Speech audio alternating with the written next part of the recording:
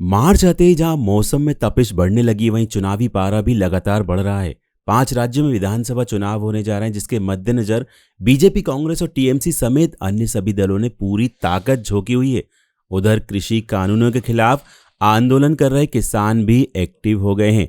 संयुक्त किसान मोर्चा ने ऐलान किया है कि मोदी सरकार का रवैया सही नहीं है, लिहाजा वो आने वाले चुनावों में बीजेपी का विरोध करेंगे। खासकर बंगाल विधानसभा चुनाव को लेकर किसान मोर्चा ने मेगा प्लान बनाया है।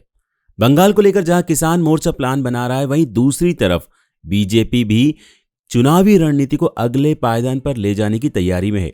इसके लिए बीजेपी बंगाल के कोर ग्रुप की आज दिल्ली में बैठक होने जा रही है। इस बैठक में केंद्रीय गृह मंत्री अमित शाह और बीजेपी के राष्ट्रीय अध्यक्ष जेपी नड्डा भी हिस्सा लेंगे। दिल्ली में भी आज एक बड़ी लड़ाई के नतीजे आ रहे हैं। 28 फरवरी को एमसीडी की 5 सीटों पर उपचुनाव के लिए मतदान हुआ था, जिनके रिजल्ट आज घोषित किए जा रहे हैं। बीजेपी, आम आदमी पार्टी और कांग्रेस के बीच मुकाबला है। दिल्ली की सत्ता पर अरविंद केजरीवाल की आप काबिज है, तो एमसीडी का शासन बीजेपी चला रही है, जबकि कांग्रेस फिलहाल सीन से गायब है। लिहाजा अगले साल होने वाले एमसीडी चुनाव से पहले ये पारी काफी अहम मानी जा रही है। एक और अहम घटनाक्रम आज गुजरात में भी है, जहां विजय रूपाणी सरकार अपना बजट पेश करने जा रही है।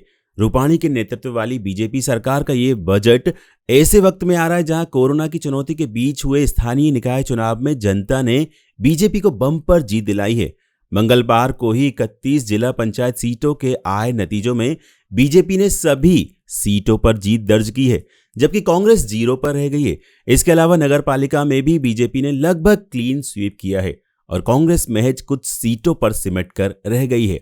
कांग्रेस की परेशानी सिर्फ गुजरात में ही नहीं है, बंगाल में उसके आईएसएफ से गठबंधन पर भी हलचल लगातार जारी है। पार्टी में असंतुष्ट नेताओं का गुट पूरी तरह खुलकर सामने आ गया है और जमकर वार पलटवार चल रहे हैं। इस बीच एक कार्यक्रम में कांग्रेस नेता राहुल गांधी ने यह भी कह दिया है कि उनकी दादी इंदिरा गांधी के दौर में जो इमरजेंसी लगाई गई थी वो गलत कदम था।